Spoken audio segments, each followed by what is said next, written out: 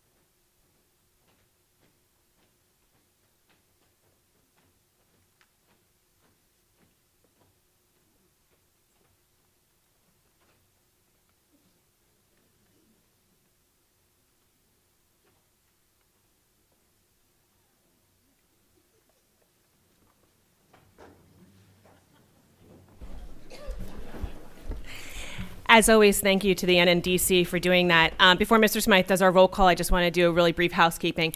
The board is going to reconvene into executive session at the end of this meeting for more time to deliberate with regards to the appointment for the board vacancy. But because we have a couple of presentations tonight, we wanted to get on with those, honor the students that we're looking at, and value the time of the people who are here to honor them as well. So with no further ado, roll call, Mr. Smythe. Mr. Adenizio? Mr. MacArthur? Here. Ms. Malloy? Yes. Mr. Sanfilippo? Here. Mr. Sullivan? Here. Mr. Wondrak? Mr. Wozniak? Here. Ms. Connolly? Here. And I'll turn it over to Mrs. Dyer for the special presentations. Thank you. Good evening, everyone. We have some special recognitions this evening of our student athletes. I'd like to introduce our athletic director, Mr. Tom Radu, who will handle the introductions. Right. Thank you, Mrs. Thank you, Mrs. Dwyer. It is my pleasure to introduce our head basketball coach, Bob Platt. Bob just finished his first year as our head coach, but he is anything but new to Shore Conference basketball, bringing over 25 years of varsity experience to us this year. And what a first year it was. Bob took a relatively young team that had graduated the state's leading point scorer from last year and shocked the Shore Conference by not only dominating the B North Division, but winning the first boys basketball state sectional title since 1973. Coach Platt was named the Shore Conference B North Coach of the Year, and he's going to tell us a little bit more about this outstanding group of players and their historic season. Coach Platt.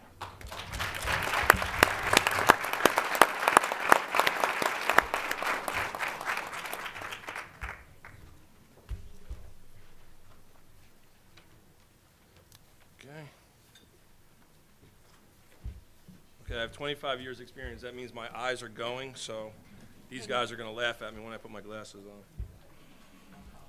on. Good evening, everyone. I would like to thank the Board of Education for honoring our team tonight. I would also like to thank you for letting me coach these fine young men. It was a great honor being part of this year. Another thank you was to the community. If you were at our last game against Burlington Township, it was a packed house. Unbelievable. It was sold out, and it was just a great feeling. And I know these guys and anybody who was part of that game will never forget the community was together. Just to talk about a couple things this year about our team. This year we finished ranked 8th in the Shore. We were B North champs with a record of 12-2. We had 21 wins. I don't know what the record is for Wall basketball, but I was told it's been a long time since they've had 20 wins, so that's an honor there. And then we had the big one, was Central Jersey Group 3 State Championship. It wasn't done since 1973, 46 years ago. So that was a huge honor for us this year. One more thing I want to throw out there, and it's our JV team. Our JV team, which was coached by Coach Joe Fisco, they finished the season a perfect 27-0.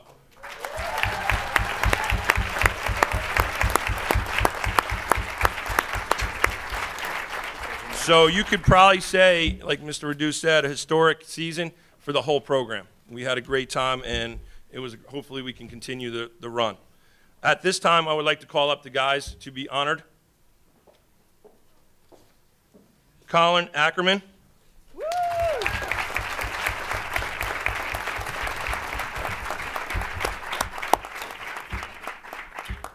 Ian Ackerman.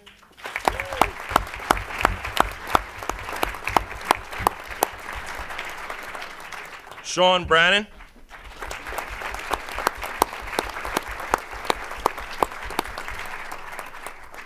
Quinn Calabrese.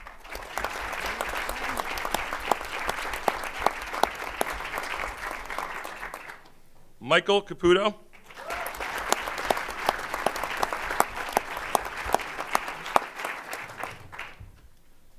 Trey Dombrowski.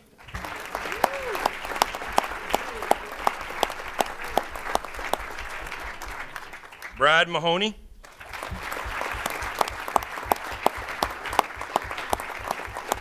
Chad Mahoney.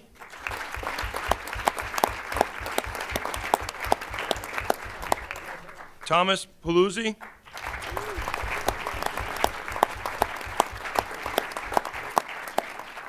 Sean Nasara.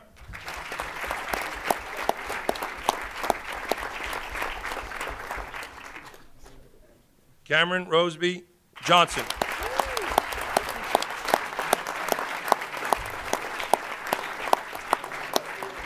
Also at this time, I'd like to call up my assistant coaches, Mike McGowan and Joe Fisco.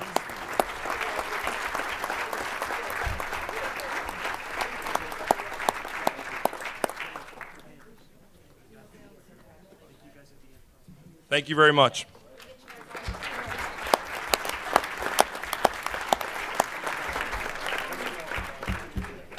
Good looking guys on this side.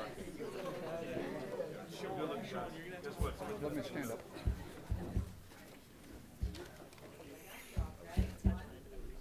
Smile. Stay there. One more, right? 1, 2, 3. Good. Okay. Thanks, guys.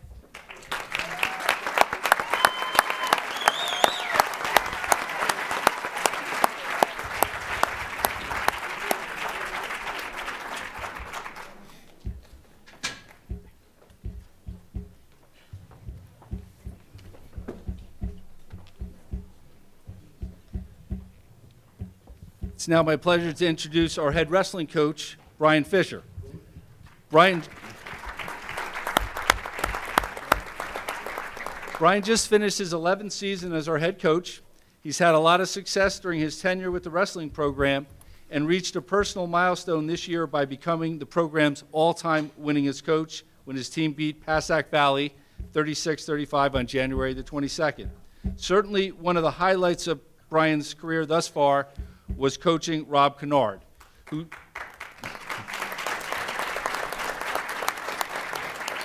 Rob set numerous all-time records, not for just Wall High School, but also for the Shore Conference. And on March the 2nd, he became just the 3rd state wrestling champion in Wall High School history when he won the 160-pound weight class down in Atlantic City.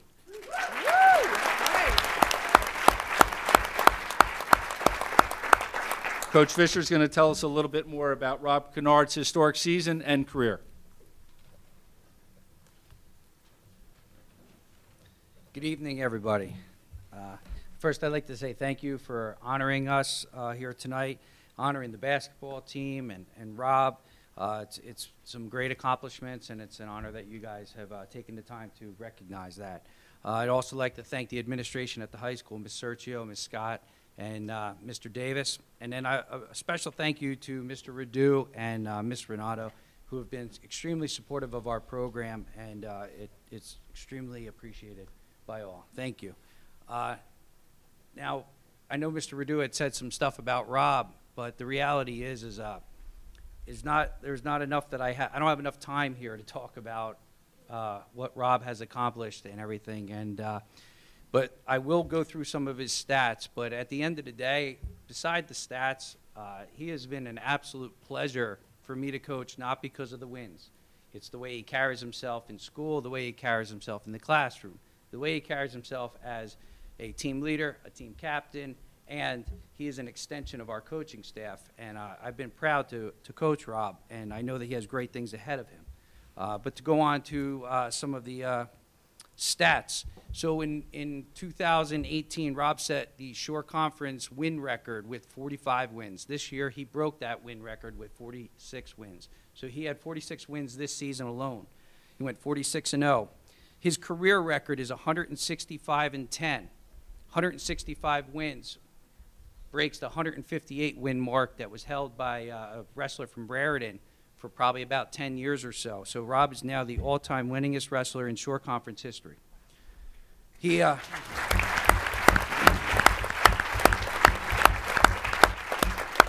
in his 175 matches, Rob has never been pinned. That is a major feat. Okay, so he was 165-10 in those 10 losses, has never been pinned. That is something else that, you know, is definitely recognizable. He's a two-time captain. I've never had a two-time captain. Okay, as a junior, he showed me that he needed to be up there as a captain as well. He's a three-time Colt Classic champ, a three-time Mustang Classic champ, two-time Minutemen Classic champ, and he is now a two-time Shore Conference champ. They recently have changed our Shore Conference tournament from a team thing to an individual thing. And so for the last 2 years, as it's been an individual tournament, Rob has won that tournament both times.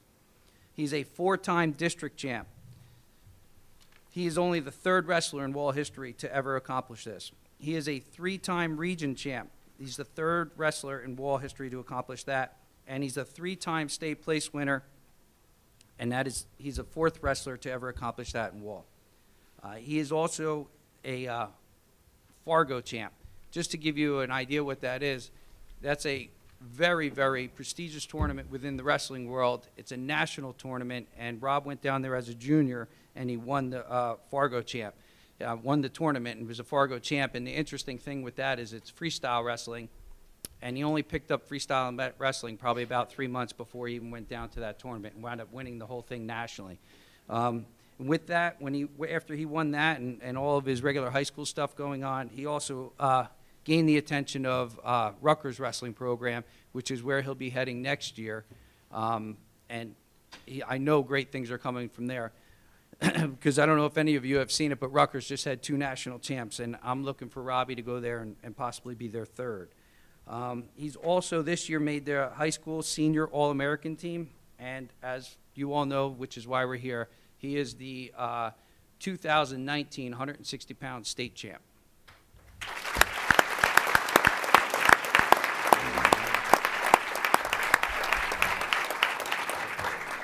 Rob, if you'd like, come on up.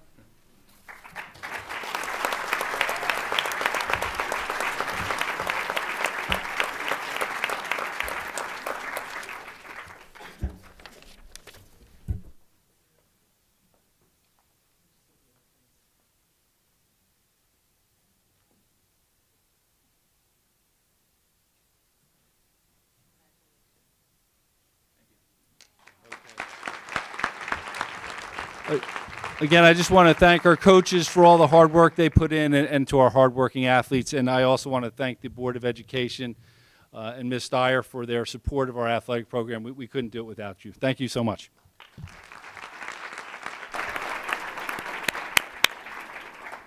Thank you, and congratulations again to all of our athletes.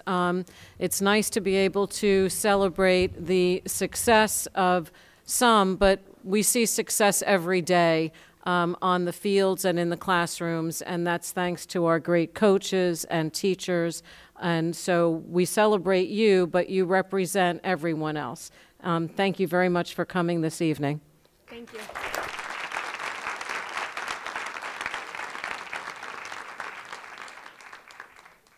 Okay.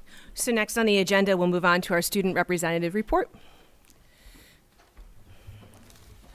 Good evening, Mrs. Connolly, Superintendent Dyer, and members of the Board of Education. The end of March and beginning of April has been a big month for the seniors, many of whom made their final college decisions after attending their accepted students' days. The 4th marking period began the first week of April, and advanced placement exams are fast approaching. as students have pre-graded for their tests earlier today. Students have roughly 4 more classes to prepare and review before their big tests. A total of 182 students will be taking AP exams at the high school. This past Thursday was Volley for Autism, which took place at the intermediate school and was a huge success. Over $9,000 was raised by the community and its dedicated students for autism. Navy Ball was a night to remember for the students that participate in ROTC and for their dates. Everyone got dressed up for a night at the movies at Junior Prom, which was held at iPlay America. Every spring is always filled with field trips. The marine biology students traveled to the Camden Aquarium for a day under the sea. The environmental club went to the Bronx Botanical Gardens to learn about botany and witness the magnificent orchid show. Wall's finest art students will be traveling to New York next week to tour the Brooklyn Art Museum. And West Side Story had 4 performances at the end of March and were well received by the crowds. Our Wall Knights are officially into their spring season. Boys lacrosse is off to a strong start, sitting proudly at 6-1. Girls lacrosse also had a couple of milestones reached so far this season, with Libby Graver achieving 200 saves in her career and Carrie Wren scoring 100 goals in her own. Boys baseball is on fire, being ranked 3rd in the state and 1st in the short conference, sitting at 6-0. The boys' track record for the 1600 sprint medley was broken this past weekend, thanks to the speedy efforts of Drew Gerber, Casey Larkin, Eden Newberry, and Jack Moran. Tom Sains of the boys' volleyball team eclipsed 1,000 assists in his career, and Rob Kennard dominated his 160 weight class and finished his career on top, winning the New Jersey Wrestling State Championship. And thank you again, Mrs. Connolly, Superintendent Dyer, and members of the Board of Education. And we hope you enjoy your spring break. And we hope you enjoy yours as well. Does the board have any questions or comments for our student reps? So the A-push teacher in me wants to send you home now so you can go study for those AP exams and whatever else you have coming your way for the rest of the week. Thank you very much. All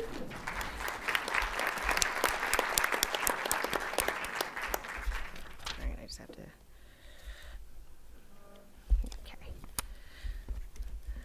Right. Staying on the path of student achievement, the students of the month for March in 9th grade was Michael Nicola. In 10th was Abigail Hansen. 11th was Patrick Craig. And 12th was Jake Whelan. The Knights of the Week for March 4th in 12th grade, we had Brady Scott. March 11th, we had several people, Ian Ackerman, Annie Senna, Alex Lee, Sierra O'Connor, Kelsey Heaney, Taylor Popola, and March 18th, we had Denise Schucht, and on March 25th, we had Casey Larkin. So congratulations to all those students and everybody else we had the ability to honor tonight. In addition to that, I just want to bring everybody's attention to the fact that the response for public comment for the March 19th meeting is available on the district website. For those of you who don't know where it is, when you go to the Board of Ed tab where the agenda and the minutes and all the videos are archived, the response to public comment is there as well, so you can find it there.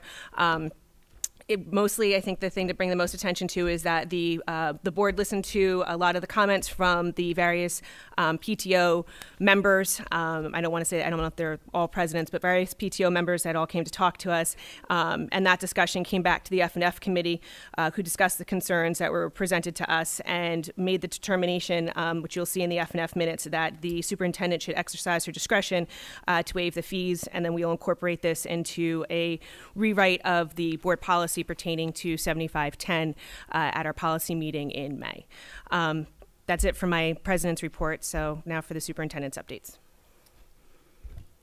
With regard to updates, I just also want to mention West Side Story was a terrific production. As always, the high school I feel like they outdo themselves every year, if that's possible. But they continue to raise the bar and put forth spectacular productions, musical and otherwise, and we're looking forward to spring concert season starting as well. Thank you very much. As far as the Board of Education updates are concerned, I handled the legislative update for this month. And quite frankly, again, that's available on the website. And if you guys know anything about the way the legislature works, a lot of the stuff is just repeat performances of things as they travel through. I think the only thing that's relatively new on this list is the fact that a law was passed recently that's going to require us to display a phone number on the back of our buses. Pretty much everything else that's represented in the legislative update has either already been addressed by the district or has already been discussed as part of this update. Mrs. Wodniak, I believe that you have both the Alliance and the Liaison report? Yes, I did. Okay. The Wall Community Alliance for the Prevention of Drug and Alcohol Abuse met on April 4th, and included in the topics discussed were some upcoming events. So Monmouth County's 3rd annual Children's Mental Health Awareness Day, Suicide Prevention Strategies That Work, will be at the Allaire Community Farm on May 3rd from 4 p.m. to 7 p.m. There will be food, music, tractor rides, representatives from mental health agencies and mental health resources. The event is free, but pre-registration is required, and there's a limit of 300 tickets. And then the Alliance is still accepting donations of water, soda, snacks, prizes, all for project graduation, and they can be dropped off at the youth center. And then one item that I felt was really important to highlight was a program called Not Even Once, which is a 3-day program presented by the Wall Township Police Department in collaboration with the administrative staff of Wall High School. And it's an interactive opiate awareness program for high school students that informs them about the dangers of opiates. They divide the senior class into 2 groups, and they have the program for one group now, and they will have the program for the second group a little later. The first couple of days, the police officers come in, not in their uniforms, a little dressed down. They want to present a human side to themselves and build relationships. And then the last day, they do come in uniform. And the report was so amazing. And what was explained was that they had some very candid discussions with the students, and they asked really great questions, and they thought that the program was very well received, and it did sound that way. So I wanted to make sure that you were all aware of that program. Mm-hmm. With regard to the Alliance and Project Graduation, I just also wanted to say that I was at the Easter breakfast the other day, and the Easter bunny was very cute, scary to a 2-year-old, but very cute as far as I was concerned. And I thought that it was really well attended. There were a lot of community members there. The breakfast was phenomenal. A lot of volunteers. Our students from the Delta Club were there assisting, and it was really a lovely event. So I hope that the fundraising effort was very worthwhile for them. Because that's the major fundraiser for Project Graduation for this year, so it's good to hear that it was a great event. I have photos. The Board of Education met in a liaison committee with the Township Committee on April 2nd at 8:30 in the morning, and we had an update of the status of affordable housing and also discussed some paving issues related to the driveway at Allenwood School, which is impacted by drainage issues on the roadway, which is, of course, a county road. And then the other update is that there's a Touch a Truck program event on April 27th at the municipal complex. And I just did read on the sign that there is an hour of a silent presentation for those children who don't like noise, so they can actually take advantage of that program for an hour in a quiet fashion without bells, whistles, or sirens. So, thank you. Thank you very much, Mrs. Wodniak. Does anybody have any questions about any of the Board of Education updates? Okay.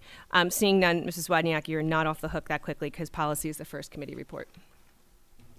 Thank you. Policy Committee met on April 2nd at 6:45 p.m. to 8 p.m. The report is available on the website. We In committee, we moved some discussion items to first readings, and they were revised for the purpose of updating the definition of school buildings and school grounds, and the committee recommends approval on first reading. Those are use of electronic communication and recording devices, student smoking, and smoking on school grounds.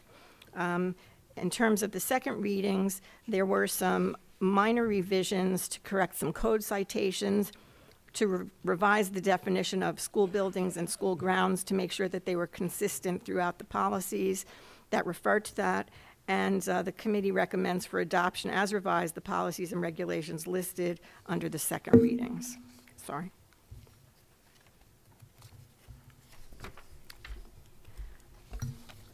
We had a discussion about policy and regulation 7510, use of school facilities. As Mrs. Connolly also already mentioned, the committee will be discussing that at our next committee meeting and hopefully bringing that forward for approval on first reading at the May meeting. We also reviewed 9210 parent organizations just to make sure that everyone was familiar with that policy, and an explanation of the prior revisions was provided. No action is needed to be taken at this time.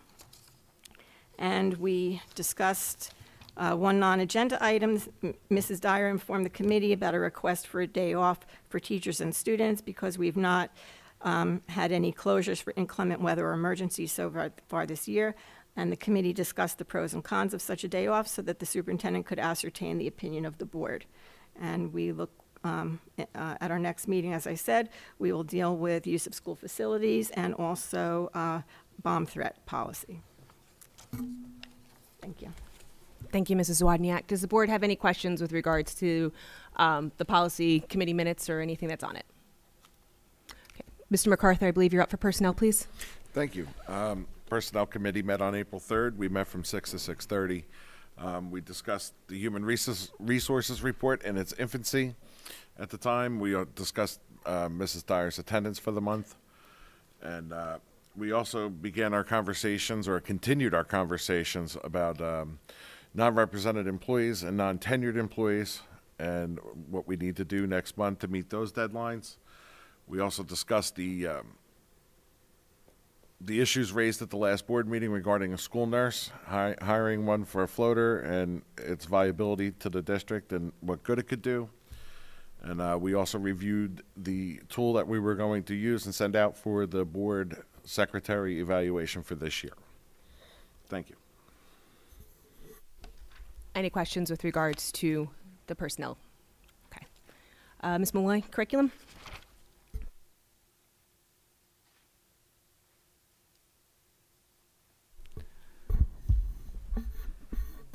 So we had our meeting on, usually I print it and I forgot it. April 2nd was the curriculum meeting. In attendance was Ms. Connolly, Ms. Dyer, Dr. Gleason, myself, Mr. Sanfilippo, and Mr. Wondrak. We discussed the program evaluation updates, so Dr. Gleason will be providing updates for the K through 12 math, followed by K through 5 science, and then the K through 5 physical, health and physical education. The revised state assessment requirements, a memo was sent to parents March 22nd stating that the NJDOE will no longer require 11th graders to take end-of-course statewide assessments in ELA and math only. Unit testing has been decreased in the amount of time, and students in grades 5, 8, and 11 will take the NJSLA science this year. Any questions? Send those to Dr. Gleason. The Wall High School final exam exemptions. Again, the administrators would like to provide an exemption of the science final exam if students participate in the NJSLA. If they do not take the final, then the weighting of the grades will be redistributed. So they'll put more weight on the midterms and the quizzes and the other assessments provided in the class.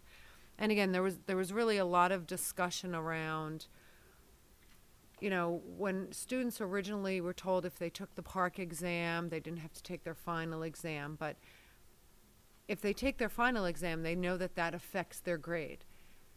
If they take the park exam, it doesn't affect their grade.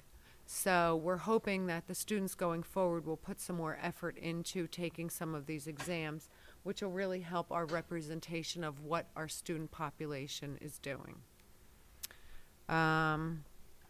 We discussed the academies, the Visual and Performing Arts Academy, the Future Educators Academy, the Service and Leadership Academy, the Crimson College Academy. Dr. York has completed the Visual Performing Arts Academy, with the first pathway being the instrumental and vocal. There are about 12 to 14 auditions scheduled. Did that happen? Okay. They had 12 to 14 auditions. They're also looking at the current freshmen,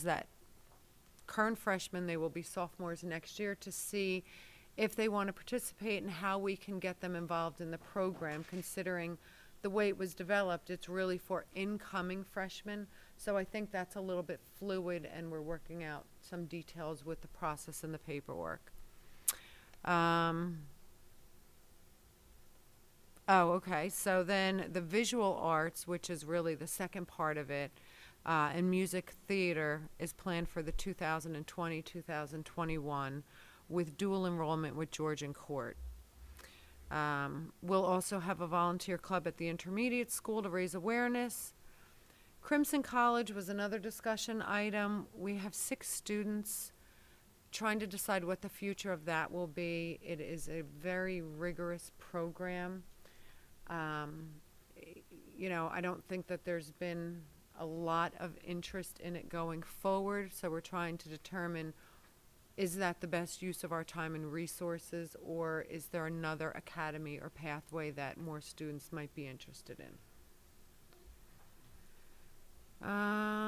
Let's see, what else was, Summer Nights Academy course log.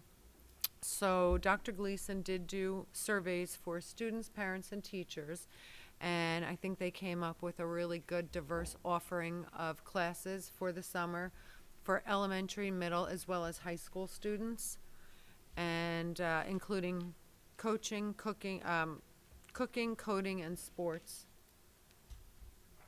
And there's no action required. The only non-agenda topics was the snow day for students and teachers. You know, we discussed it was a challenge with timing due to the AP exams, Easter break, project graduation. Because, again, personally, I would have loved to have tried to move graduation up one day, but everyone says that that's just not as easy to do. You know, concern for that, if you tell people on April 16th that the most plausible day is April 18th, it could present a challenge as well for working parents who now all of a sudden don't know what to do with their children. So that was it. Respectfully submitted by me. Go ahead. Hi, I just want to clarify 2 things. I'm not sure if I heard you correctly, Dory, so I just wanted to point out that the dual enrollment that we were discussing for Georgian Court is for the Future Educators Academy that is being planned not for this September, but for the following September. That's still in its planning stages. And one of the challenges with Crimson College is really more on Brookdale's end, not necessarily on our end. They're not sure that it's working the way that they would like, not with our high school in particular, but with all of the schools that they're involved in. And they're looking to begin to emphasize more of a middle college alternative for students rather than having kids seek the associate's degree simultaneously with a high school diploma, but that they would be able to do more of a middle college where they earn about 30 college credits compared to the 60. They've had some difficulties in terms of leadership in the program and making some changes that have certainly impacted the way in which they've been able to work with the area high schools. So there's a lot of moving parts there. But just wanted to clarify those two things. Thank you. Does the board have any questions regarding the curriculum and instruction minutes? Madam President? Mr. Adenizio. Just out of curiosity with the with Brookdale, any idea, do other school districts have similar numbers as us with enrollment? Yes. There were a couple of schools that started out with a very high enrollment. One in particular, and I don't want to, call them out. And what ended up happening with that particular school is a lot of the students didn't pass the courses, didn't pass the AP exams, and then Brookdale was doing remediation at Brookdale's expense.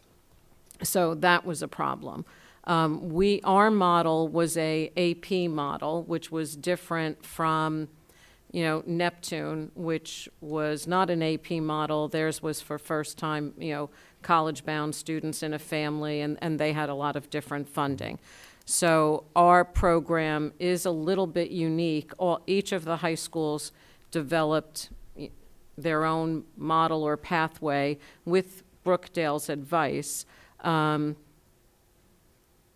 And ours is working for the kids that are really motivated and want to do that. But as Mrs. Malloy said, it's extremely rigorous to be, earning 60 college credits at the same time as you're fulfilling your high school graduation requirements. So do you think there'd be an opportunity where, instead of trying to earn 60, maybe you only want to earn 15 or 20? And have that option? Absolutely, and that's why they're talking more about the middle college option. Also for our kids who started out in the Crimson College, the fact if they don't continue and complete the 60 credits and earn the degree, that doesn't change the fact that they earn some credits along the way. So those 15 credits or 20 or 30 are still college credits that they would be able to transfer. Perfect, thank you. I just had one comment. So I am a little concerned about students having the experience of taking cumulative finals. And, it's a balance with how much testing you want to have and students' ability to complete all the studying that has to be done and their regular coursework. I get that. And I know that Dr. Gleason and the administration is on top of that, but I just want to make sure that I voice my concern. I want to make sure that the students are having the opportunities to take cumulative final exams so that it's not a shock to them when they go to college in the event that their professors give cumulative finals. Any other questions or comments with regards to the curriculum minutes? The F&F committee met on Monday, April 1st, and I just wanted a couple comments. Mr. Adenizio has taken over the position of chair of the F&F committee, and it's in the minutes, but I just wanted to publicly say that we thank him for assuming that role and for doing so on relatively short notice. In addition to that, we wanted to get these minutes out, and I think we mentioned it ahead of the budget meeting, so these minutes have been floating around for a little while now. In attendance at that meeting were myself, Superintendent Dyer, Mr. Smythe, Mr. Romano, Mr. Adenizio, Mr. Sullivan, and then it's not listed here, but Mrs. Zawodniak actually was our additional member that evening. We needed another board member, and since there was going to be so much discussion about facilities use policy, it made sense to have the policy chair with us there as well. But no new member has been assigned to the committee yet, so I just wanted to put that out there. As usual, we discussed the enterprise accounts, the facilities project updates, and facility use applications. It was during the discussion of the facility use applications that the decision was made that I mentioned during the response to public comment that the board or the committee, suggests that the superintendent exercise her right to waive those fees. And again, we will look at that in more detail moving forward. We also talked about annual appointments and reviewed RFPs for the district architect, a demographic consultant, and for the board solicitor. We discussed the F&F advisory committee, who would be a part of it, and the committee, I believe, is scheduled to have its first meeting in May. And then we had a school budget discussion, which I think at this point is kind of past due because all the elements of that discussion were raised as part of the budget meeting that we had last week. So I think all of you have had a lot of time to review these minutes. If you have any questions, I think Ralph or I would be more than happy to answer them. But those are respectfully submitted by me. And again, thank you to you. So, Madam President, just I had sent you an email, and I just wanted to clarify something that was in the minutes because sometimes things can be taken out of context. So, there was a lot of discussion about the facility uses, and then we started talking about PTOs and their function in the district and what they do. And this isn't represented in the minutes, but what they do far outweighs any cost to the district when it comes to custodial fees or security, because they're providing services now that the district just can't do under a 2% cap or anything that goes on. So recognizing that, I mean, it was kind of almost a no-brainer for us to say that the district, we'll assume those costs because they're doing such a great thing for us. But one of the things that in the minutes that kind of stood out to me that I wanted to clarify, because what I said I don't think really translated to paper correctly, was again, there was a lot of discussion. Mr. Sullivan brought up numerous times about communication. So just give me 1 second, I'm sorry. There was the discussion about the PTOs and their fundraising, and I think what I said was I think we need to have better communication where if PTOs are fundraising, and sometimes they're fundraising maybe not necessarily with a goal in mind, I think we need to do a better job communicating to them what our needs are as a district. And an example I gave was the basketball court at Central School. It needs to be repaired. So my feeling was that, if we have a basketball court, maybe we don't need a new playground, let's use that as an example, that maybe they'd be interested in doing a basketball court. And every school has their unique things. That would be something that maybe we could bring to a PTO's attention to have them see if they're interested in doing that. So, in the minutes, I think it was worded that, I'm sorry, just looking at it now. Can't find it either, but I recognize. Yeah. I'm sorry, but so the committee chair inquired if there was a way for the board to have greater input into how PTO money was spent. It was communicate to them what our needs are, so if that's something they're interested in, they could move forward with that project. So I'd like it just to clarify that in the minutes. And in respect to that, or with respect to that, we, Mrs. Dyer, Mrs. Wozniak, and I have requested a President's Roundtable meeting, and that issue specifically is one of the things that we will bring up there. So I'll let you know when we get back to F&F. Any other questions or comments on the F&F minutes? Yes. Go ahead, John. Go ahead, Robin. I just wanted to follow up on that. From my experience, which is granted a long time ago, I do recall that the individual building principals would have discussions with their respective PTOs and talk about the things that they needed in their respective buildings. So I do believe that conversation does already happen at that level.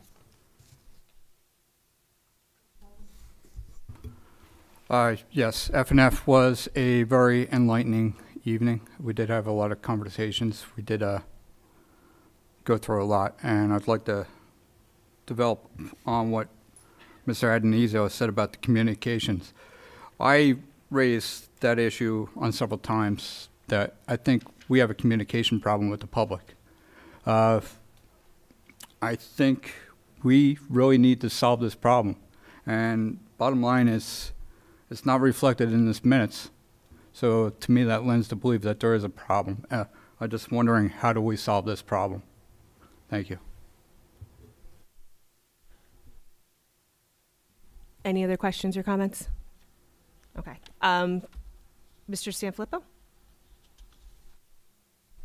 Good evening. I'm going to make this short and sweet. We have So we met on April 3rd, and we went from around 5 o'clock-ish to 6 o'clock-ish.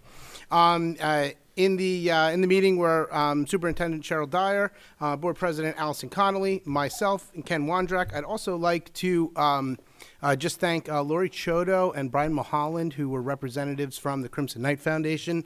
They took up, they took some of their time out of their schedules, and I know they both have very busy schedules to meet with us, so I appreciate that. And thank them for their time.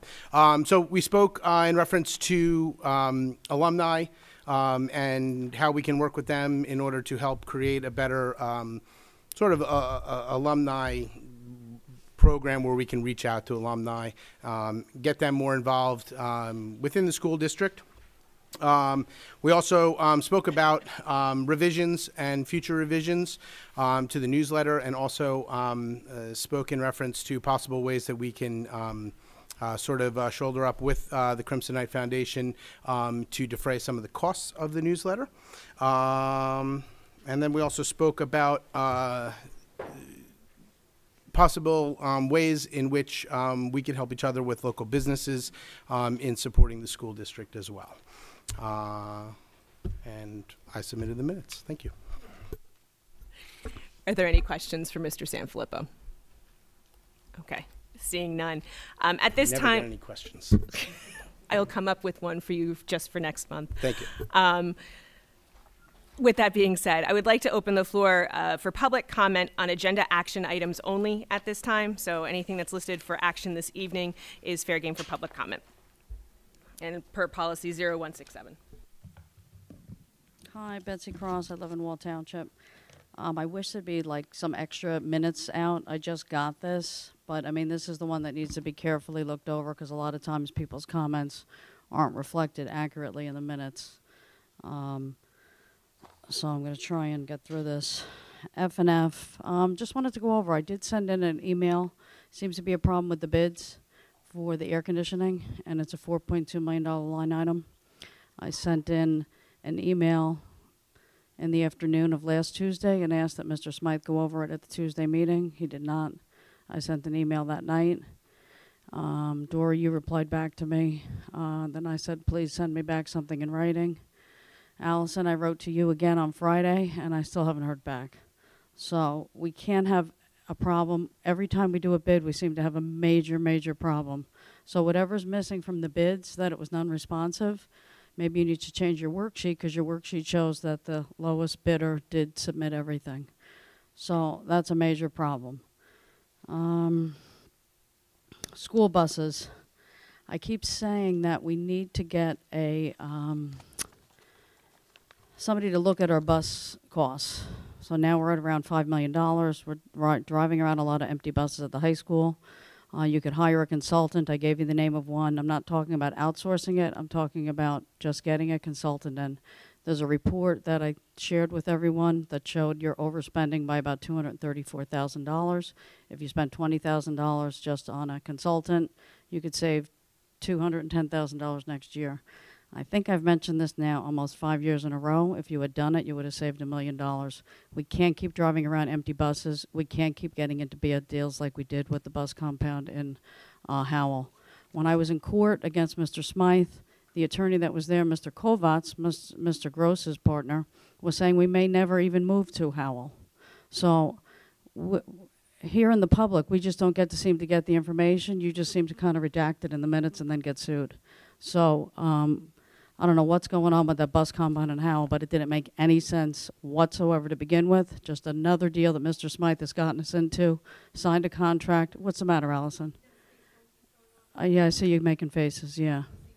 Okay, I'm not used to you looking up. Okay.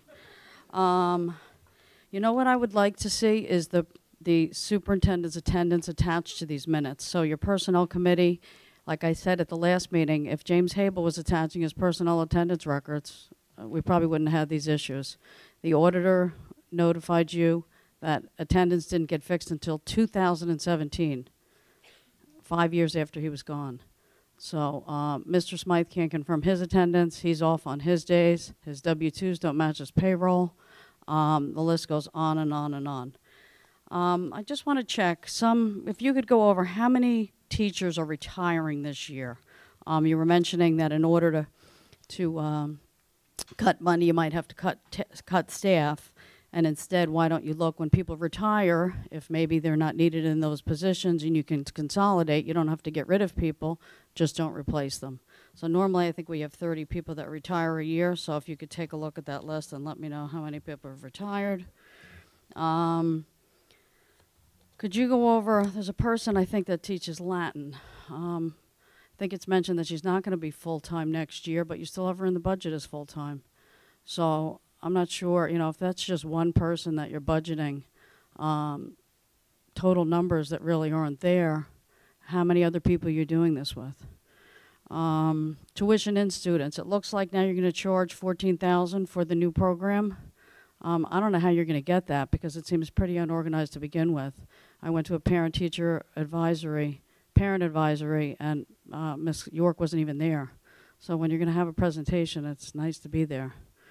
So go over that. In your agenda, it says you're charging $14,000.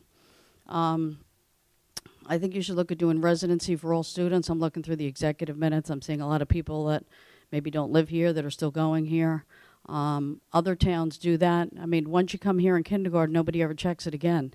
You need to be up on this. So maybe next year you start it and do it in 4th grade, and then you do it in 9th grade.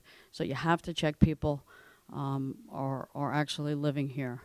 Glad to see we're getting attorney quotes because this attorney has got to go. Michael Gross, this has been just a disaster with everything to do with Cheryl Dyer's contract. We have got to get rid of this attorney. On that note, Mrs. Cross, your time is up. Thank you. And we've also got rid of. Thank you, need Mrs. to Cross. get rid of your the time auditor. is up. Let's get Thank rid you, of the auditor Mrs. as Cross, well. your time is up. Yes, and I hope your Thank time you, is up Mrs. at the Cross. end of your contract, Mr. Gross. You are hysterical, Mrs. Cross. Thank you you. are very funny. Thank you. Thank you. I know I'm not funny. Is there anybody else for comments on action items? Okay, seeing none, Mr. Smythe, this was my fault because I actually did mean to ask you to clarify that one question with regards to the bids when I covered the F&F minutes. I know it was covered, I believe, in a resolution in March, but could you just clarify that if it's not too much trouble? With regard to the bids received for the HVAC project, it is not with respect to the $2 million line item in the budget. That has not gone the bid. The design has not been awarded for that line item or that project that is included in the budget. This is for the work that is where funds were reallocated in the current school year for work to be done this summer.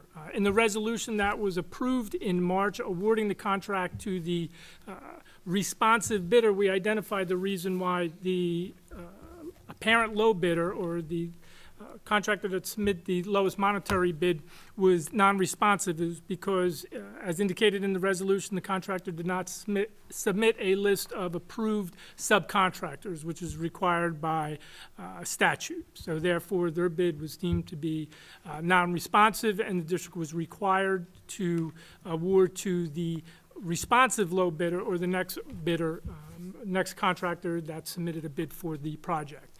The second bidder was protesting the bid if it was going to be awarded to the initially apparent low bidder because they were aware that the contractor did not submit his list of subcontractors. So the district awarded to Sunnyfield.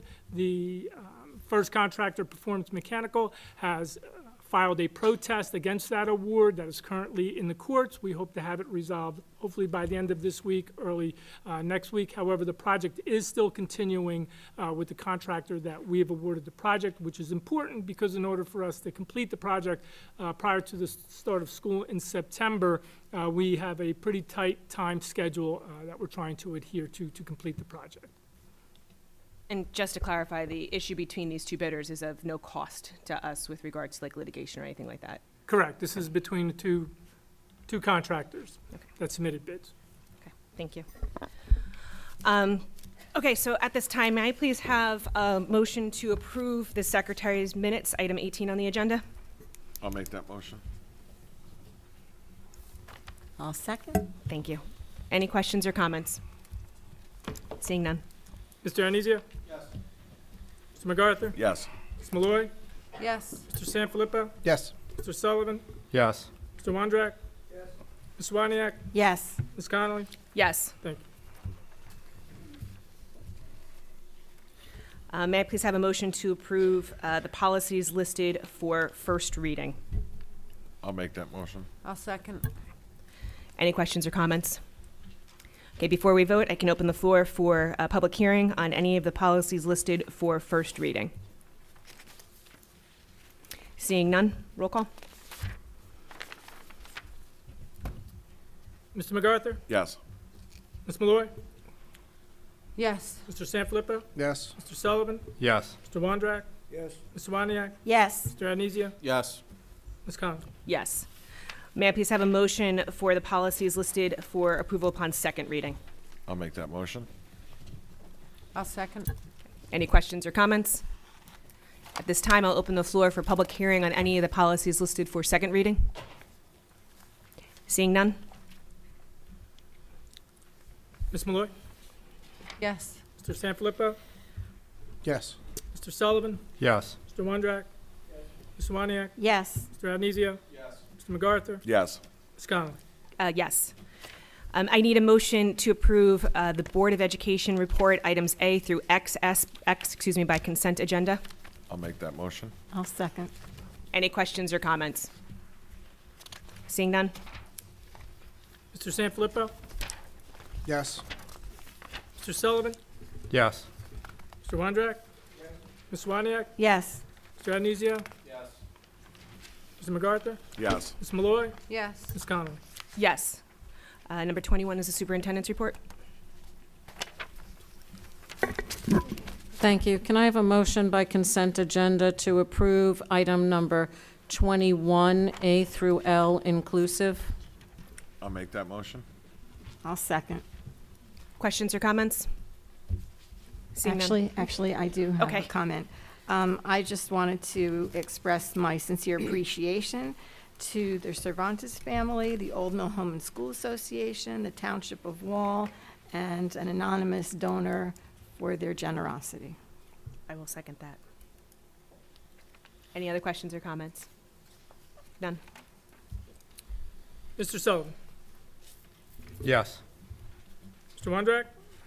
Mr. Waniak? Yes. Mr. Arizio? Yes. Mr. MacArthur? Yes. Ms. Malloy? Yes. Mr. Sanfilippo? Yes. Ms. Connolly? Yes. Business office, Mr. Smythe. I'd ask for a motion to approve items 22A through H by consent agenda. I'll make that motion. I'll second.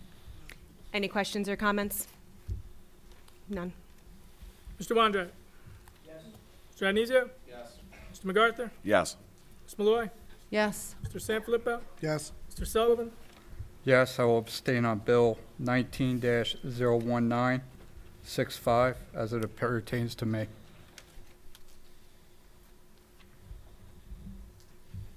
Thank you. Ms. Connolly?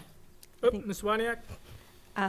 Yes to all except for on item C. I'll abstain on PO 1901753, that portion that pertains to me. Ms. Connolly? Yes, except for item C, PO number 1901753, as it pertains to me.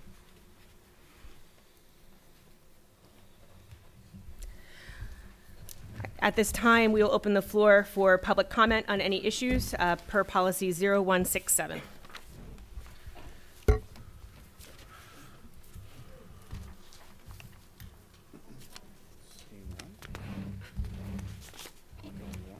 You're hilarious.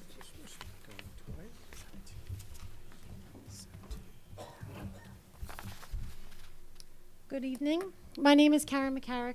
I'm a resident of Wall Township. I'm here tonight asking members of the Board of Education to please vote no in the renewal of our superintendent's contract.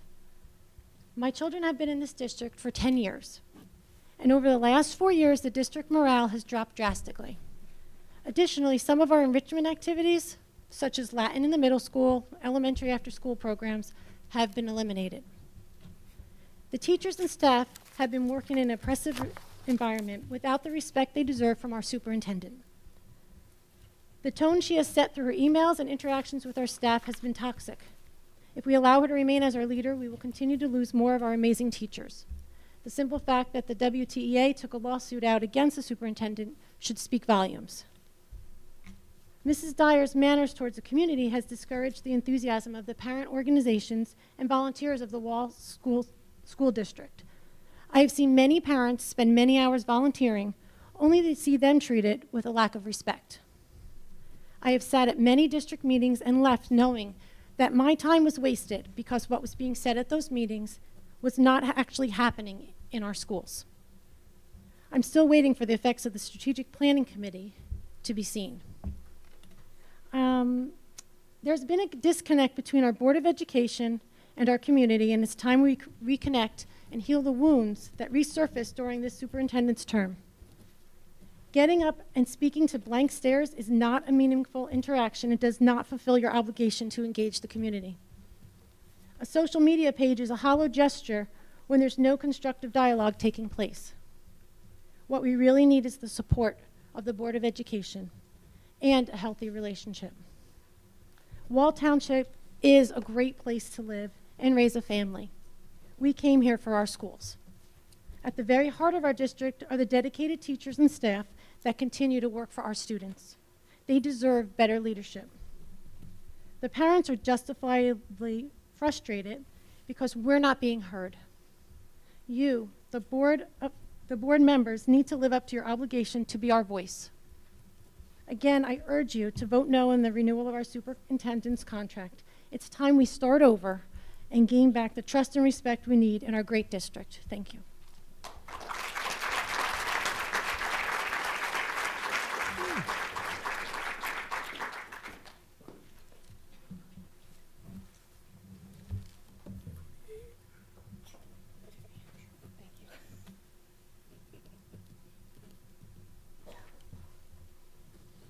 Good evening. Christine Stites from Wall Township. I'd like to start by saying I appreciate the 3 members of the public who spoke tonight and applied for the open Board of Education seat. I thought it was a great question when we asked them what the biggest challenges facing our district are. I think one of our biggest challenges is the breakdown of trust and leadership in the district. I'd like to start by addressing the superintendent's request for a new contract in 2017. In order to better familiarize myself with this contract issue, I actually read the 2014 contract that we were working from itself, and I was completely prepared for it to go completely over my head. And I was shocked to find out that it was very straightforward and very clear. Starting on page 2, where the board agrees to employ Cheryl Dyer as a superintendent of schools for the period of 12/1/2014 until 6/30 of 2019. Stating the length of the contract. Page 5 says the superintendent shall at all times adhere to all applicable federal and state statutes, rules, regulations, and executive orders, as well as district policies and regulations. Page 5 goes on to say any adjustment in salary made during the life of this employment contract shall be in the form of an amendment and shall become a part of this employment contract, but it shall not be deemed that the board and the superintendent have entered into a new employment contract, which I believe is exactly the opposite of what happened. Page 6 says, in the event the salary cap regulations expire or are amended, the parties agree to negotiate a salary increase, and any such salary increase shall be reflected in an addendum to this contract and shall be subject to the approval of the executive county superintendent. Page 7 says, any renewal, extension, or modification of this contract shall comply with the notice of provisions of the School District Accountability Act. So basically, the contract from 2014, if I'm reading it correctly, actually states that we're going to work from that contract, and any changes would be amendments. So I understand that the comment was made that the board was disappointed with the appellate court's decision. I'm disappointed that we had to go to court at all, because it seems to me that it was actually spelled out here. I believe that the district has been hurt with a failure to construct a relationship of mutual respect with our educators and support staff.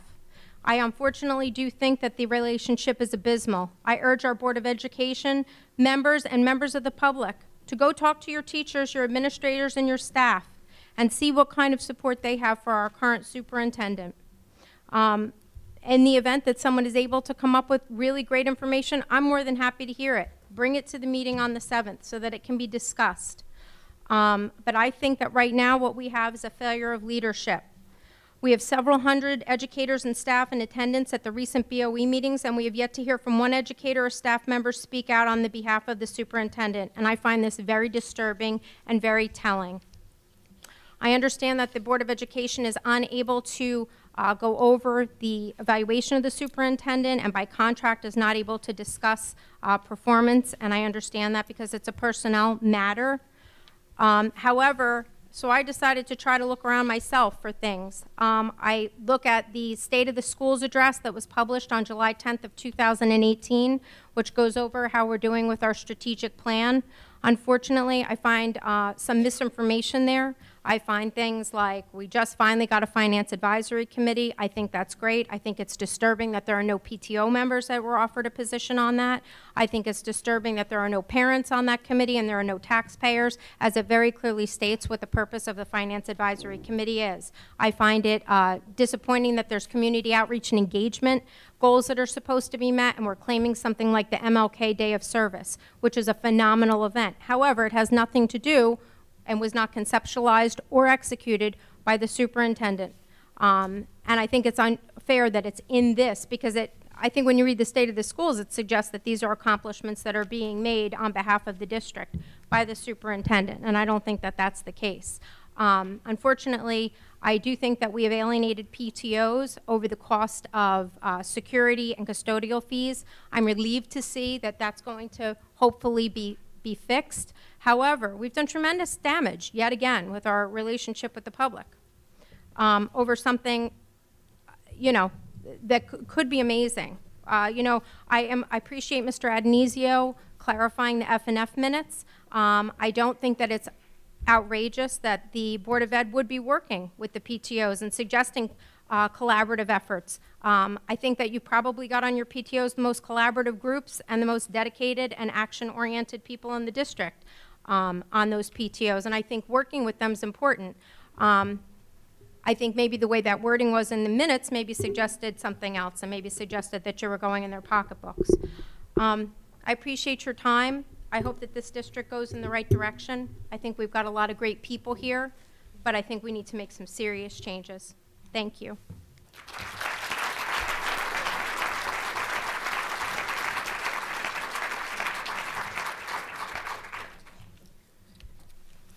Good evening, Lisa Rotilli, Wall resident.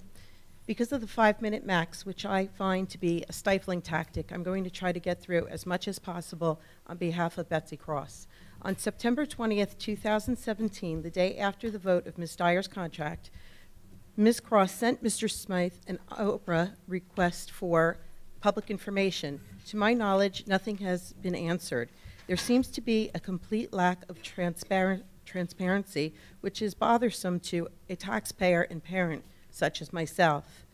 These are some of the concerns asked of Mr. Smythe back in 2017, which still are valid today.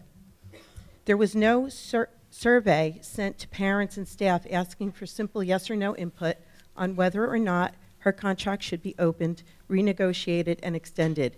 The BOE's discussions of opening her contract were never discussed in personnel meeting after Betsy's review of personnel minutes, or if it was, they were excluded from the minutes so the public would not see the comments. Opening her contract was never discussed in a public meeting until 9/19. Her newest contract appeared to have not even been seen by BOE members themselves until after 5 p.m. Mr. Smythe's name was even spelled wrong on the contract attached on 9/19 and shown as Bryan Smith on the signature page. So how carefully could the BOE even read the new contract before approving it? Mr. Gross admitted on 9/19 that he hadn't even read Cheryl Dyer's new contract. May I ask why not? Why would the BOE vote on her contract before it was read by, why was the BOE vote on her contract before it was read by our own attorney? This is very similar to how the BOE operated under James Habel and is quite disturbing to the taxpayers who are footing the bill for Ms. Dyer's newly increased salary, benefits, and bonuses. No one in the public has had the proper time to do due diligence in reading this contract as mentioned on 9/19 at the meeting. It was only posted after 4 p.m. on Friday, 9/15, and then changed again on 9/19 at some point and posted with changes that were not highlighted in the public to the public at 3:47 p.m. Separately, the Wall BOA should release Ms. Dyer's contractually required written evaluation, considering the strong resistance from all those in attendance on the 9/19 meeting to opening and extending her contract. As you are aware, not one person from the public stood up in support of Ms. Dyer's rescinded contract or her new contract during public comment. This speaks volumes. Facebook pages where the superintendent is a participant quickly deleted any post requesting parent attendance on 9/19's BOE meeting as her new contract was going to be discussed. If the BOE was so confident in their decision extending Ms. Dyer's contract until 2022, why did they just cave and agree to a lesser contract terms agreed by Mr. Richens? Why did they then shove the contract online at 3:47 p.m. on 9/19 without ever advising the public or apparently even all BOE members about it or the changes that were in progress? At that time, our administrators were working without contracts since July 1st, 2017.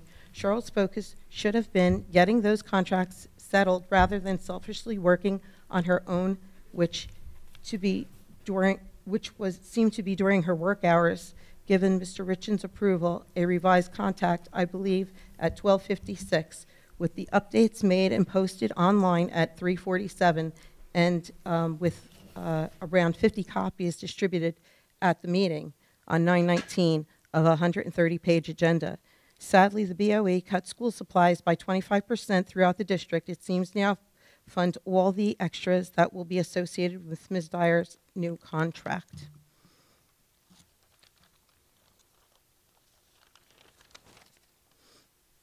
The teachers went without contract for a year with hours upon hours of discussions, and it seems the BOE discussed Ms. Dyer's contract for no more than an hour or two, as mentioned by a BOE member that night.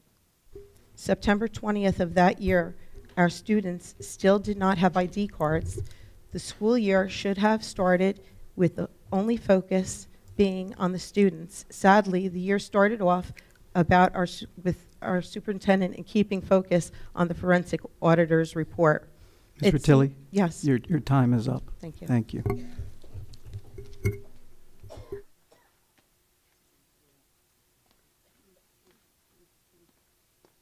Betsy Cross, I live in Wall Township. I wrote that email the day after the vote, and I never did get any answers back on those questions. You never went out to the public. You never asked. You never told us any reason why, not one reason why Ms. Dyer deserved a raise. On August 22nd, 2017, the night that you actually talked about it, and I just, at 6:33, I actually wrote you an email, and I had no idea you were even going to be talking about your contract. And I said, please refer to my email of April 20th, 2017, as you never did advise how much of the $3,052,000 budgeted for raises and merit bonuses for just yourself and Ms. Dyer in the last two budgets will actually now be paid out. So a half hour later, you're in there talking about Cheryl's contract. Bryan actually sends me back an email August 23rd saying that he addressed it, that it was addressed at the public meeting. It was never addressed at the public meeting. So then when I get the emails, it makes it even worse. So going down the timeline, on August 22nd is when you're having that meeting. Ms. Dyer advises that she was going to address the board with regard to her own employment contract. Ms. Dyer discussed her employment contract with the board. Ms. Dyer left at 7:35 p.m. At 7:40, the meeting ended. So you spent all of 5 minutes talking about Ms. Dyer's contract, the most important contract in the district. That came back from the executive session minutes. On August 29th, Ms. Dyer addressed the non-conflicted board members with regard to her employment contract. Ms. Dyer left. Mr. Bongiovanni showed up at 6 o'clock. I'm not sure if he knew her contract was even going to be discussed. Was it on an agenda? I have no idea. Meeting ended shortly thereafter. Then, on September 19th, it isn't even discussed in executive session. So I guess everyone was just going to skip out here. They knew the votes were in. Everybody had them. Is Eric Brophy here? He's not here again? So on August 22nd, if you had 30 days notice, that would have put you at September 30th. So you had to get that vote in September because Eric Brophy wasn't going to be here. So you can tell you're trying to figure out how to, not give the notice, pretend it's a new contract. And one thing is so disturbing that came back from Lester Richens, we might have to have a lawsuit against him. And I am completely serious. So here's Oprah. What's very strange is all of the emails that Bryan is supposedly making changes to the contract are never given back to me. So I'm not sure why that is, why he doesn't want me to see them, or if maybe he wasn't making the changes, Cheryl was, and she was saying that it was Bryan. But you're writing that down, Bryan? So please answer the question, because it's been 18 months wasting $100,000 on this, and we still don't know what's going on because you still keep hiding information. So Mr. Cheryl writes to Lester Richens, September 1st, 10:11 a.m. Hello, Les. As you know from speaking with Bryan, I've asked the Board of BOE to rescind my current contract. Rescind is the key word there. And give me a new 5-year contract with a small salary increase, 2% on base each year. Attached is the contract developed with Andrew Babick and has already been reviewed by Board Counsel Michael Gross. Bryan has calculated the contract costs, also attached. Bryan prepared the resolution. Now that night on September 19th, when I asked Mr. Gross all these questions, and he was fumbling through his phone looking for when Mr. Richens approved it, to tell us it was at 12:56 and we were still shoving it down our throats because Eric Brophy had to get his vote in before he left. This is crazy. Cheryl is negotiating this with Les Richens. She's talked to Andrew Babick, and she's already had the board counsel look at it. Then there's mistake after mistake, but this one is really disturbing from Lester Richens. Good afternoon, Cheryl. Congratulations on your new contract. This is on September 1st. How could he even say that? We haven't even had a vote. Congratulations on your new contract? What in the world is going on in New Jersey? This is crazy. So this goes on and on. Bryan makes one mistake after the next. He has to keep sending back copies, but Cheryl keeps saying he's sending copies, but they don't come back to me. So that needs to seriously be looked into. One other big problem, I Oprah'd what Neptune did. Thank you, Ms. Cross. No, your time, I'm going to finish. No. Can somebody give me their 5 minutes or time come is up and up. read No one this? can give you. Oh, they're going to give me their 5 minutes. Mrs. Cross, no, you can't give anybody your time. People can speak all right, I'll tell them for what their to own say. time. If that's what they will let you do, Ms. Cross, by all means. What happens is Your time is up. Yeah, what happens No, is Mrs. Neptune Cross, I'm not City going to let gives you all the continue to talk because I could talk over you as you continue to talk. And someone is now have the microphone, so please be courteous to this gentleman. Thank you, sir. Joe Martone. Thank you, Joe. A resident of Wall Township for 40 years. This board should be ashamed of yourselves. Every one of you. You have the teachers up here. You have the public up here. You put your heads down and try to ignore everybody. You should be ashamed of yourselves. You think Betsy Cross is going to go away? She's not going to go away. Mr. Smike, give her the information she wants. Either you're right or she's right. You don't pay your taxes, and you're pitching for the superintendent's sweetheart deal and Mr. Smite's sweetheart deal. Is that right? You have no skin in the game, but you're good with other people's money. Last meeting you said something about the budget. You wanted the higher number. I pay my taxes. I don't necessarily want the higher number. Is that right? This board is dysfunctional.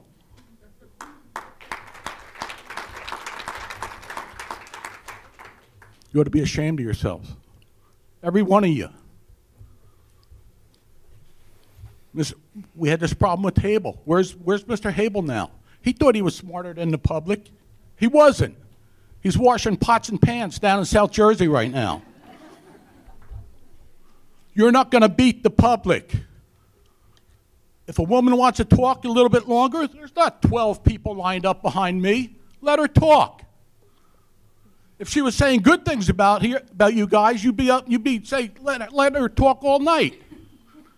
She doesn't say something good, you don't want to hear it. You ignore people. That's the problem. You had 3 candidates here this morning, or before the meeting started. You were interviewing. 2 of them said that they had some concerns about the disconnect between you and the public. You're not hearing what people are saying. You're not hearing. Close your mouth and open your ears. Thank you.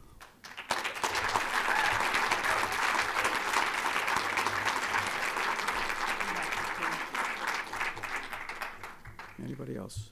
The board policy says you can give another 5 minutes once everybody's up. So Thank you for your advice, Mrs. Cross. no, that's your board policy. Thank you for your advice, Can Mrs. somebody Cross. somebody can read Anybody their board else? policy? It Is says there that anyone you can else give, who wants I'm going to to speak? continue because No, your you're board not gonna policy says continue. that I can. Ms. I'm going to Cross. tell you. I'm going to give you Mr. Smythe's W-2s, Mr. Gross, Ms. and I Cross. want you to tell me why his W-2s don't match his contract. You can do whatever you want as long as you don't Mr. keep Gross, speaking. get back to me why Mr. Smythe's Ms. W-2s Cross. don't match his contract. Mrs. Cross, is there anyone else who wants to speak this evening, please?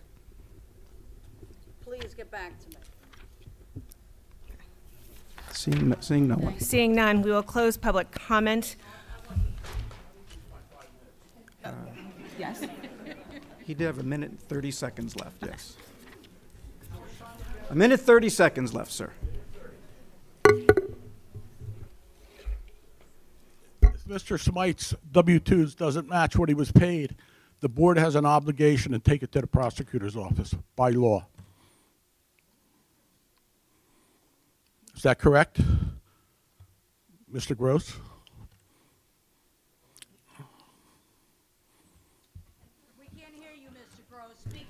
I want to make sure your time is finished, sir. I don't want to interrupt you. I don't know if his W-2s match his contracts or not, but if they don't, as the attorney, being an officer of the court, you have an obligation to report it. The president of the board has an obligation to report it, and a superintendent has an obligation to report it. I hope they're all right. Thank you, sir. If there's anybody else for public comment? Okay, seeing none, I need a motion to return to executive session. Oh, sorry, I'm so sorry. And I I'm have some sorry. questions too. Okay, my bad. First of all, with regard to myself hiding documents, I'm the custodian of records. I'm responsible for the records of the district. Requests for those records come through the Open Public Records Act. We have a spot on the district's website that logs every request we receive. It also includes the response I provide, the cover letter of the response, and identifies what it is that's being provided. As part of my responsibilities as the custodian of records, I have to maintain confidentiality if it's required by statute. That regards to employees' personnel information or employees' tax information. So when the request is for the W-2 of every employee in the district, I will not provide it any longer because it's been identified as a tax document, even though my W-2s have been provided, but it's identified as a tax document and is not subject to be provided under OPRA. So I would deny that request. With regard to differences between someone's W-2 and someone's contract, I would venture to say that probably 50% of the staff that is in this building, their W-2 does not match their contract. Anyone who receives additional pay, additional compensation, a stipend, anybody who goes on a leave of absence that is unpaid, your W-2 report will not match what your contract-based pay is. If you're in an unsettled contract and you don't receive your pay until the following year, and it's retroactive pay, again, that pay is reported in the calendar year on your W-2, but it, Ms. Cross, please don't interrupt. Just talk about yourself. Mrs. Cross, no one interrupted you. Please, stop. so in regard to any difference between a W-2 and a pay would be because of either additional compensation or a reduction in pay. There was in 2000, I got to say the year of 2005 or 2006, when the acting business administrator resigned and we did not have a business administrator in place, 2 individuals in the business office, myself and another individual, were approved for additional pay to take the duties within the business office, as well as the duties of the board secretary. That compensation was paid at the end of the year. It was $20,000 apiece. With regard to any other differences between a W-2 and a contract pay, I don't know the specifics of it because the information has not been provided to me, but I would venture to say it was because the contract was not settled or approved because 10 years ago, 9 years ago, non-representatives did not have their contracts settled until after the WTEA contract was settled. And as everybody knows, they never got settled the time that they were supposed to get settled. They would be a year plus later. So the non-representatives were in the same circumstance. So when they received retro pay, their retro pay was reported on their W-2 in the calendar year it was received, which would be different than their contract pay. Now, I'll review the numbers because I'm sure there is no doubt that the W-2s match my contract pay unless it's for a reason of either additional compensation that was approved by the Board of Education or because of retro pay that was issued for unsettled contracts. Thank you for explaining that again, Mr. Smythe. You're welcome. I just have a couple of other questions. Go ahead, Ms. Wolf. No, You know what? it's been Because we're explained addressing before. shout-outs, this has been clarified at past Board of Education meetings with regard to the additional compensation paid to 2 employees in the business office. It's never been proved.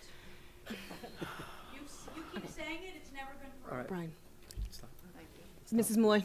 Thank you. Just a couple of clarifications. The Latin program, can we just go over, I know that this has been discussed and there seems to be a lot of concern,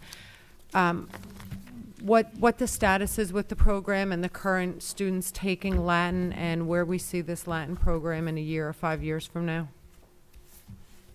Students are not finished with the enrollment process, but right now there is insufficient interest in Latin to offer it in 6th grade for next year. Currently at the intermediate school, we have 2 sections of B Latin/C, which means that 7th and 8th grade are running concurrently, again, because of low enrollment. At the high school, we have approximately 69 students taking Latin. That's over 7 sections. So that's an average class size of about 10. The interest in Latin has been declining every year. And so our policy is that our minimum preferred enrollment is 18 in a class. So we have been continuing to run Latin, and we will continue to run it for all students currently in the Latin pipeline. But we will not have a new section of either Latin 1 at the high school or 6th grade Latin if there is insufficient enrollment. If there is sufficient enrollment, then we will. It's not an option, it's not on their selection at all for 6th grade. French and Spanish are only offered, we just came from the meeting. I can forward you the PowerPoint. There is an interest. Okay, another question. Well, and again, that's probably something that Mrs. Gleason Dr. Gleason could address at some point. I don't see what's being offered or what's not. We have received a couple of emails that either Dr. Gleason or I have responded to. We do not, this is not a Q&A. Thank you. as far as the buses, that seems to continually come up as well. So what does the state reg say? I mean, can we maybe consolidate all the buses and only need half as many buses if they're really all running around empty all day long? Well, I mean, it seems to be a consensus from some members. Is that even a possibility? Well, what's required is that you provide student transportation to all the students attending public schools. So you have to make or in this district, the distance that is within what they would refer to as walkers, 2 miles for K-8 and 2.5 miles at the high school. We do have certain students that live within that distance where it's been identified as non-hazardous routes, and they are, in fact, walkers to the district. Any other routes or roads have been identified as hazardous routes, so the district provides transportation for those students. So yes, for those distances, if the Board of Education wants to consider not providing transportation to those students that reside within 2 miles of an elementary or the intermediate school or 2.5 miles from the high school, that can be entertained. It just has never been the direction of the Board of Education. Now, and when you look at certain bus routes, there's 2 components that are taken into consideration. One, the number of students that you're putting on the bus, which a large school bus can hold 54, but it's also the time that the student's on the bus. So if you have a very long route based on the distance, you can't put 54 students on the bus because you don't want the bus route to be over an hour. So some of the routes will be light with regard to the number of students. Additionally, as everyone knows, there's a lot of students that drive at the high school, and there's a lot of students at the intermediate school that are transported by parents. However, we provide a bus, a seat on the bus if they were to choose to take transportation. So do we have a listing of all of the hazardous roads and about how many students? Okay, so maybe we could post that, and maybe some people would have an opinion as We've actually to reviewed that in years past in F&F. Like it's been something, I think, both in policy and maybe and in F&F. We've gotten updated versions of it from the police department, I believe. Like this has been like asked and answered a couple times. No, I know, and I'm sure if my student lived someplace on a main road without a sidewalk, I probably would not want them to have to walk, and I might not be able to drive them every day. So I'm just wondering, are there other solutions? What do other schools do? Madam President, just to address that, because we've talked about that numerous times actually in F&F, that our bus fleet is dictated by the population of this school, because there's nobody that can walk to this school safely. There's no sidewalks around here. You certainly wouldn't want kids walking down Alair Road or Bailey's Corner Road because they're windy and they're dangerous. So we need buses to transport children, every student, to this school. So that's what dictates our bus fleet. You know, and as for, you know, a lot of people say, well, end of the day at the high school, a lot of buses pull out half empty. Well, depending on the time of year, you know, there's a lot of students that participate in sports after school. So, you know, it's hard to do that. And then if you want to consolidate the bus runs, where if you happen to, and it wouldn't carry through for the whole year because we've discussed this, that you can't necessarily have a bus that's going up to the furthest points of North Wall and then traveling maybe down 34, because again, the bus route would be too long, and that bus has to be available to pick up the kids at the intermediate school and then at the elementary school. So, you know, everything kind of, you know, runs together. That's why our district, we'd never be able to have all the schools open at the same time. Or transport everybody at the same time, because you would need a much larger fleet. And I just have one more question. One other thing on transportation, and what is a good gauge is the efficiency rating that the state provides all school districts with regard to their transportation. I don't know the figure off the top of my head, but within Monmouth County, I would venture to say that we are in the top 5 or 6 districts in the county with regard to our efficiency rating for student transportation. Absolutely.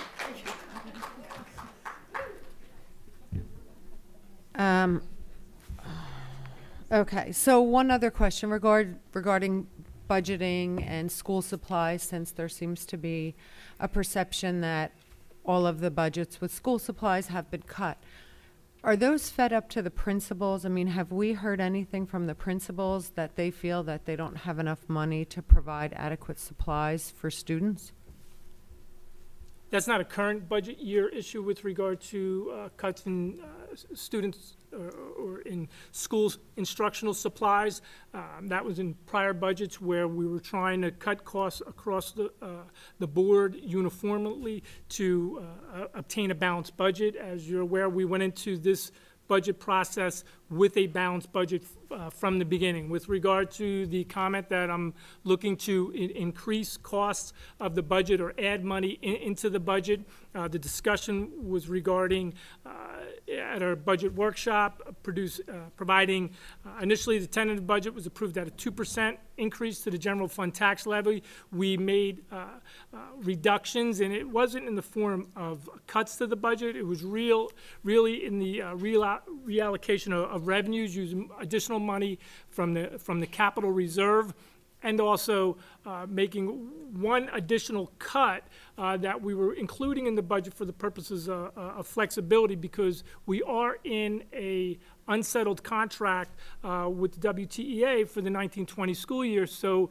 the suggestion was, rather than being at 0.98% increase or just below 1% increase in the general fund tax levy, was to be at 1.23% increase to the general fund tax levy, based on using the additional state aid that the district received of $156,800, put it in a line account in facilities, so that if it's not used for the purposes of settling the contract, that it would be used for facility improvements as determined by the Finance and Facilities Committee and the board.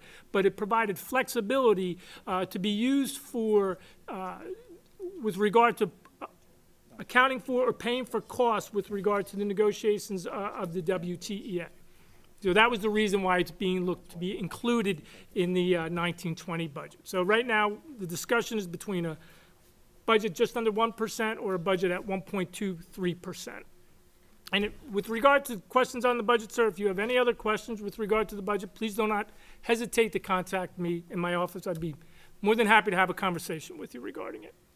And I'm not done. Okay. Don't rush me. I know in the past, I believe in one of the FNF meetings or at a public meeting, we did review all of the different options that were looked at for the bus compound. And I believe there were at least 4 or 5 of them. No, more than that. There were more than that were actually looked at. I believe we were over 10 locations that we easily over 10 locations that we looked at. So there was a lot of due diligence performed. Yes, I mean, yeah, without going into great detail, but I mean, we looked at numerous places. We got pricing on it. Some places were just just absolutely ridiculous in what they would charge us. I still stand by the decision to go to Howell, because it's already a bus compound. It's not that far from any of our schools. And, more importantly, going into it, it was kind of like when we were looking at food service not being profitable, what could we do to turn it around? Because we have employees. We have very good employees. We have very good bus drivers. And it's very important, and I said it at one of the previous meetings, that we're able to keep our staff, because there's a difference. One of these big bus companies, I might have mentioned it, one of their bus drivers pulled off on the side of the road in one of the southern states, quit, grabbed her pocketbook, walked off the bus, and left the bus load of kids. We don't have that problem here, because we have dedicated professionals that work for us. And if there's a problem, we're able to address it as a board, and certainly the superintendent. So we don't have these problems other places have, where they have these. I can't even say it politely, but maybe not such good employees. So we're very fortunate, and I think maybe there'll be a day sometime in the future, and I've said this to people, hopefully not anytime soon, that maybe the district has to seriously look at maybe outsourcing or something, because of cost. But that day isn't today, and I think by being in Howell, I think that's really the best thing. And as for, there was a comment earlier about us not ever moving to Howell. I don't think any of us have ever heard that. I mean, our plan is still to pursue that, but also pursue looking for stuff in town. This buys us some time. Clayton Block was on on the chopping block, as we know, and that's why this whole process started. And we're going to continue to look. But until then, we have a solution, and we keep our employees, and you know, our students stay safe. One more. Okay. It was also part of our budget discussions were, I guess we have a little bit of an overage that we have to account for medical benefits. Well, from the last year, the board passed a resolution in June to take funds that were remaining in the health benefit line account and move that into an emergency reserve account so that the board could choose to use those funds to fund the budget in subsequent years for the purpose of health benefit cost increases. And that's what we did in the current year. We took the full balance that we put into the reserve for this 1920 budget, and that amount was $695,000. Okay, only because I know that there was a comment at our budget workshop that we should be increasing the contributions that the teachers make so that we wouldn't have that issue again. Who said that? Thank you. Okay. So now I'll try this again. May I please have a motion to adjourn to executive session for the purposes of deliberation? Public comment was closed. Yes, I did. And then I made a motion, and then they corrected me that they need to talk. I'll make that motion. I need a second? I'll second. Okay.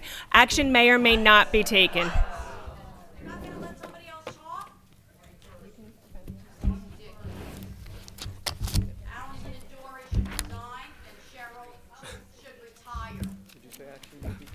I said action may be taken.